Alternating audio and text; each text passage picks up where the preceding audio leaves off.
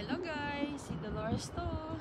Kung natatandaan nyo, last year, ang liit-liit pa nito. Sobrang liit ng flowers na to. Ngayon guys, ayan na, ang laki na, no?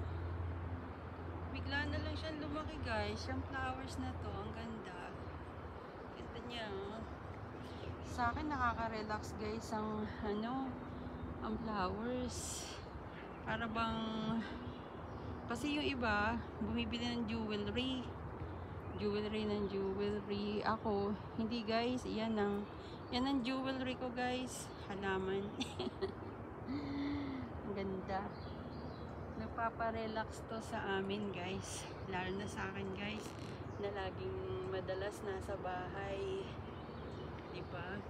Pero pag may work naman, sumasama naman ako sa asawa ko guys. Sa cut grass, ganyan. Pag nagka-cut grass, minsan sa isang trabaho pa.